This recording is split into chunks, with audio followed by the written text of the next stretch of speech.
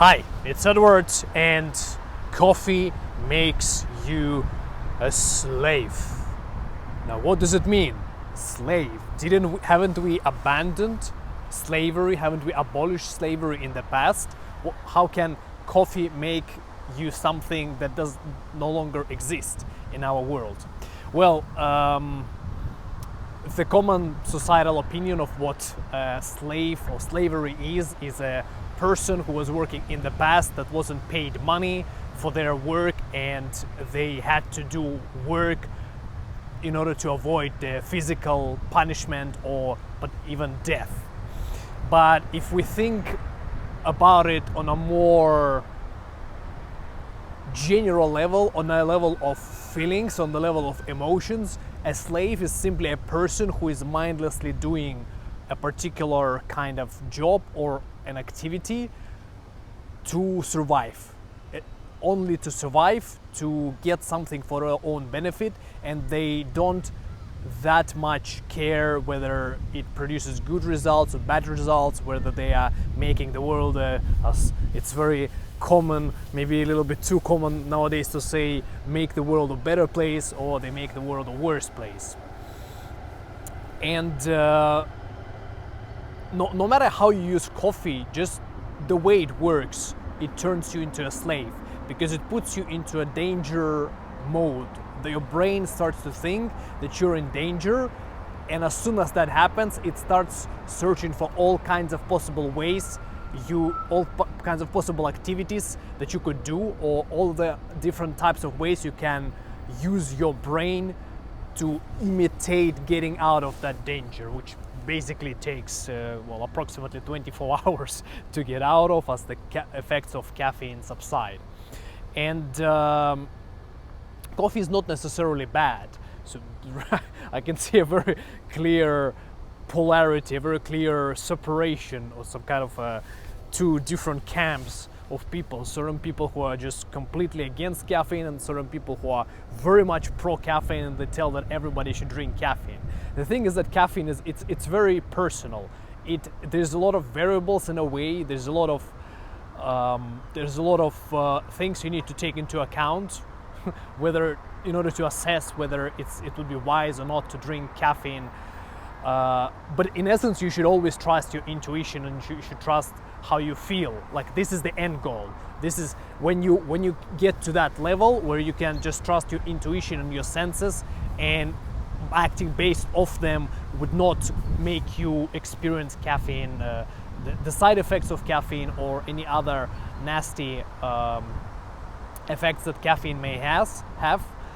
In that case, you basically reached it. But before that moment, if caffeine produces certain effects that you don't like, there are multiple reasons for them. It's much harder for people who don't have a very well balanced neurotransmitters in their brain to consume caffeine. So we're talking about the oxytocin, the love hormone, endorphin, the pleasure hormone, and serotonin, the happiness hormone, mostly about these neurotransmitters. So if you don't have enough of them in your brain, if you're going to drink coffee, because you already have high cortisol, and then if you also have high dopamine, for example, you spend a lot of time on your phone, or the kind of job that you do, it constantly feeds you with dopamine, or you like to eat fast food, or you like to play video games, especially modern video games that are basically designed to just give you dopamine hit after dopamine hit after dopamine hit, and that are not very useful for adults, unless it's very rare, and after an adult has managed to resolve everything that has been bothering them in life, all of the responsibilities have been taken care of. But even if you drink caffeine when you don't have this balance of neurotransmitters in your brain, it still turns you into a slave. However, we're not talking about the kind of slave here that, just basically the old-fashioned type of slave that was wearing some like only a string to cover their most essential body parts, and then was using a pickaxe to hit the walls in the cave and try to find gold for their owners. And then there was a man with a whip who was always whipping the slave if he wasn't doing the job well. This is not the kind of slave we are talking about. You can be a slave to yourself, you can be a slave to your purpose, you can also be a slave to another person, and you may know or you may not know that you're a slave to that person. We are on different types of stages in our lives. Some people, for example, they focus on building a capital by doing a high paid, not necessarily high paid, but preferably ideally a high paid job, and they know that they work for somebody else, for a particular person, to build up a capital in order to be able to start building the life that they want to live, the life of freedom in which they only have to work for themselves. In that case, they are conscious of the fact that they're a slave to another person, and if they know where they're going and they constantly keep reminding that to their brain, to their conscious mind, and feeling on the unconscious level through meditation, through diarying that where exactly that they are going, it's completely fine to use caffeine for them, so long as it doesn't produce the negative side effects that they don't like to. But then there's also another type of a person who drinks caffeine and they don't understand that they are a slave to somebody. And well, as I've already mentioned, there's nothing bad in being a slave so long as you understand for what purpose and you have a plan to get out of being a slave, whether it's for yourself or for another person. But people who are mindlessly being slaves, and that's quite a sheer group of people, sheer part of people, they drink caffeine because it distracts them from feeling and sensing on the intuitive level that they are not doing something right, that they are not doing something good, that they are not doing something useful, that they are not doing something important. Because if you drink caffeine and if you run, if instead of blood you have a caffeine in your system, if you run on caffeine, just like a car runs on gasoline, so if you run on caffeine, if that person runs on caffeine, they will end up in the situation that if they stop drinking caffeine and go without it for a while, there's going to be an influx of everything that they have been foregoing and trying to escape, again, with caffeine, with unhealthy foods, with perhaps alcohol and other kind of drugs and video games and TV shows. They're just going to have such a huge amount of problems coming to their conscious mind from their unconscious mind, because that's where they have been burying those kind of problems. And these people are usually pretty tense, so they're not relaxed and it doesn't feel pleasurable to interact with them, that they're gonna get scared of that, and with that influx of problems they're gonna end up in feeling depressed, because you cannot, if you don't have any problems and you just walking around drinking caffeine 10-20 cups per day, and then at some point you just stop doing that, and you all of a sudden all of these problems that you have been escaping, they just come to the surface. No person can deal with such a huge amount of problems. Even the wealthiest person in the world, Jeff Bezos, he says his goals for every single day is just to make 3 high quality decisions. 3 decisions. If he does it, the day is successful.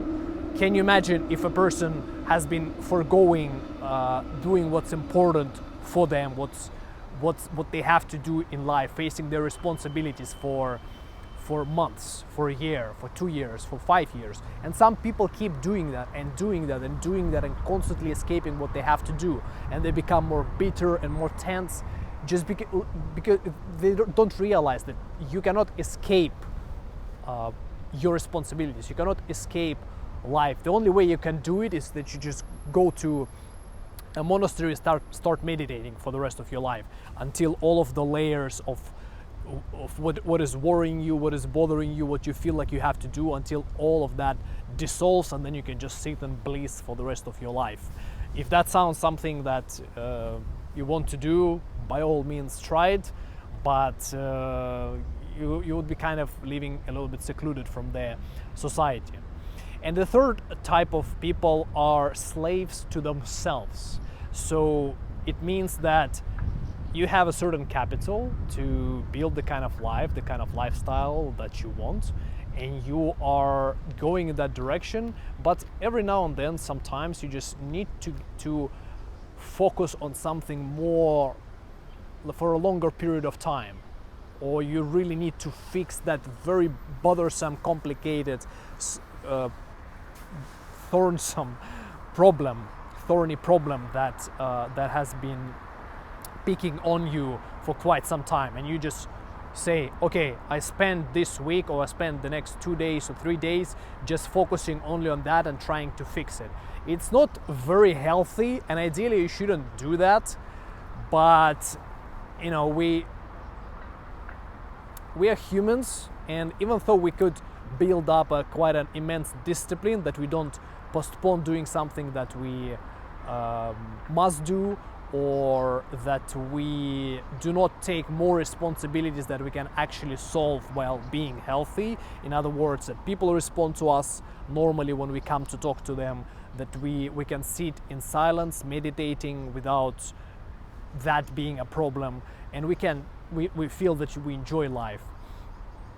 But still, right now we live in the kind of world where one of the biggest problems is that people are too obsessed with things. Life is very comfortable, and then we have caffeine and well, mostly caffeine, but also some other drugs that people are taking.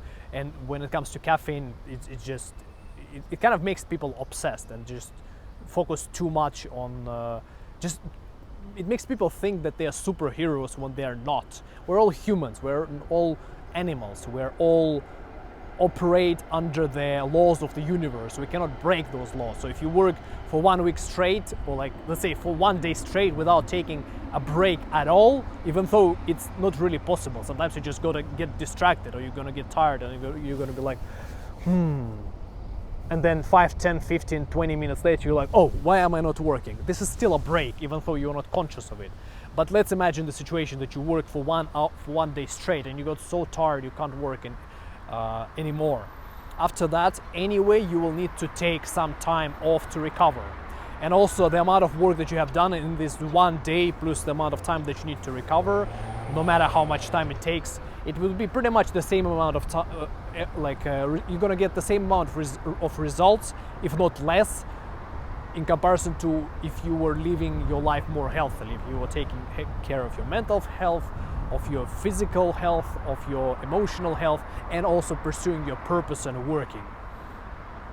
So caffeine, it's not necessarily bad, it's not necessarily good. If you have a healthy balance of neurotransmitters in your brain that well, it takes a while to figure out how to build it up that way if you don't have it right now, then by all means drink caffeine every now and then. But remember, when you drink it, it pretty much turns off your intuition, it turns off your subtle senses, and you just become a machine, a slave. So you just do the tasks for a particular person. And the most important thing when you drink caffeine, especially if you drink it for longer than 1 day in a row, is that you have to remember why you are doing it. So write it down, meditate before you start drinking caffeine, meditate while you're drinking caffeine, just to feel into it. It's gonna be a little bit harder when you drink caffeine, you're gonna feel more like a slave, but still, just keep maintaining it. And as soon as you get lost, stop working. Don't try to like discover what you need to do through working, because you're gonna be wasting your time. Take a break from caffeine, take a break from work, recover before you can embark on the new journey.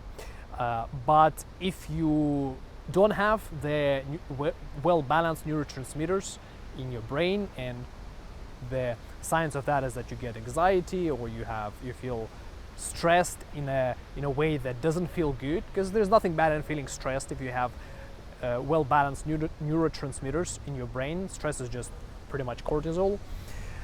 So if you don't have neurotransmitters well balanced, then that's something that you really gotta focus.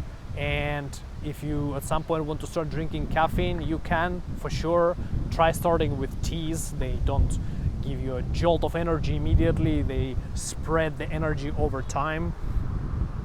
And see how caffeine affects you. Drink it once a week and just spend that day just kind of feeling how it affects you.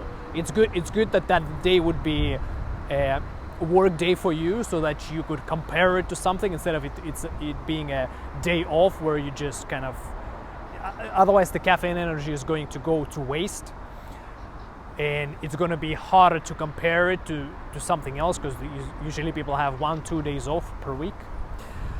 But if that sounds very complicated, or if the title of the video has not cleared up in your mind what it is that you were expecting it would clear up and how it would help you, feel free to reach out to me in Telegram or Instagram, links down in the description, and let's talk about your situation on a more detailed level and see if we can provide a more personalized help to you. And it's been Edward. I'll see you in the next video. Talk to you soon. Ciao.